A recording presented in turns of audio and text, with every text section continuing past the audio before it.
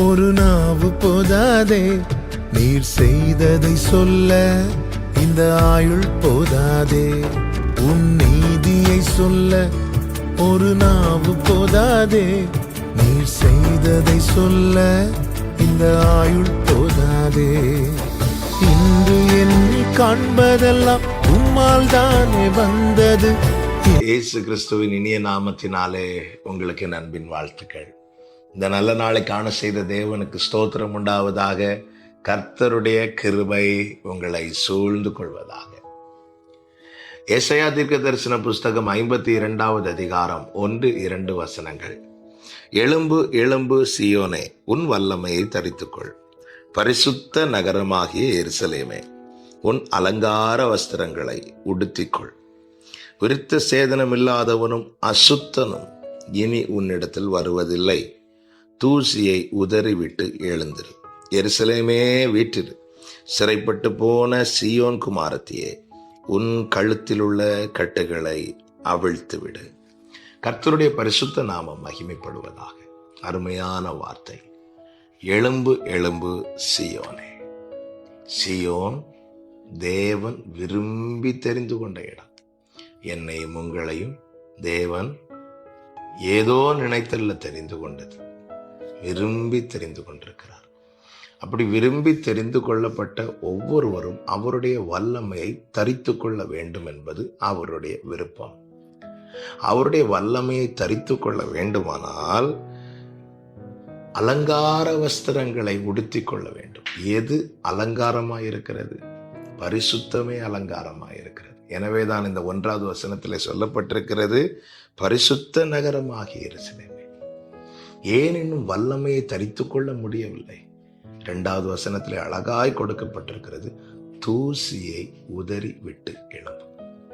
பிரியமான கர்த்தருடைய பிள்ளைகளே, நாம் மீட்கப்பட்டவர்கள், பிரித்தெடுக்கப்பட்டவர்கள் என்பதை பல நேரத்திலே மறந்து போகிறோம்.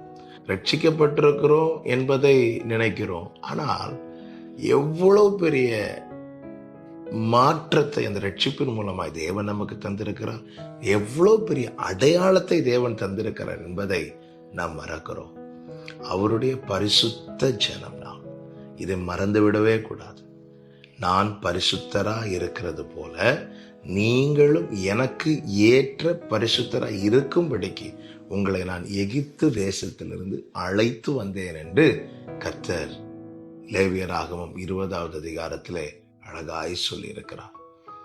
ஆனால் பல நேரத்தில் இந்த மாம்ச விருப்பத்துக்கும் மனதின் விருப்பத்துக்கும் நாம் இடம் கொடுத்து அநேக தூசிகள், அநேக அழுக்குகள் நம்முடைய வாழ்க்கையில் ஒட்டிக்கொள்ளும்படியான சூழ்நிலைக்கு நாம் நம்மை ஒப்புக் கொடுக்கிறோம். இதனால என்ன இழக்கிறோம் தெரியுமா?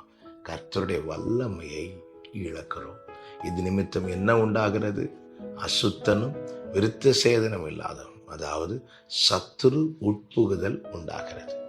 சத்துரு உட்புகுதல் எப்பொழுது உண்டாகும் தெரியுமா? அவனுக்குரிய காரியம் நம்மிடத்திலே காணப்படும் போது.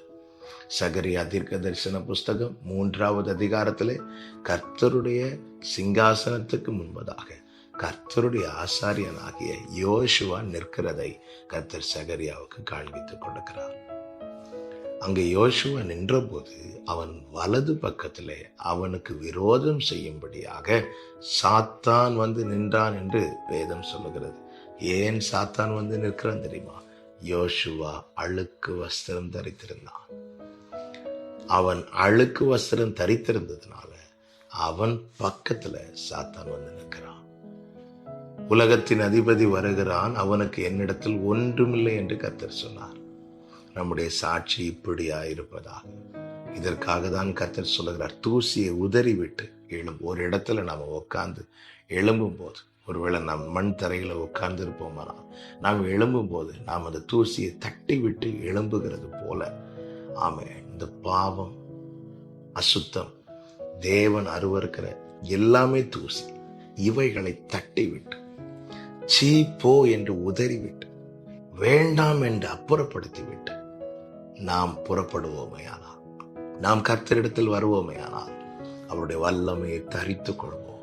அவருடைய வல்லமையை நாம் தரித்துக் கொள்ளும் போது நம்மிடத்திலே சத்துரு வரமாட்டான்.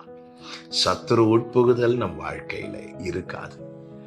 சத்துருவின் கை ஓங்குவது போல காணப்படுகிறதா? இந்த நாளிலே உங்களை நோக்கி தான் இந்த வார்த்தை வருகிறது.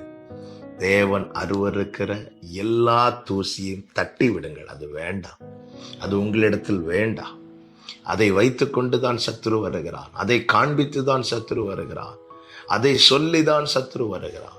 வேண்டாம், அவைகளை தட்டி விடுங்கள், உதறி விடுங்கள். நீங்க அப்படி உதறிவிட்டு எழும்பினால் வல்லமையை தரித்துக் கொள்வீர்கள், கர்த்தருக்கு உகந்தவர்களாய் காணப்படுவீர்கள். ஜெபிக்கலாமா? நல்ல தகப்பனே, நீர் அருவருக்கிற எல்லா தூசிகளையும் தட்டி விட்டு எழுந்து புறப்பட, உம்மிடத்தில் வர, உம்முடைய வல்லமையை தரித்து கொண்டு உமக்காய் நிற்க எங்களுக்கு உதவி செய்வீராக. இயேசுவின் நாமத்தில் பிதாவே, ஆமென்.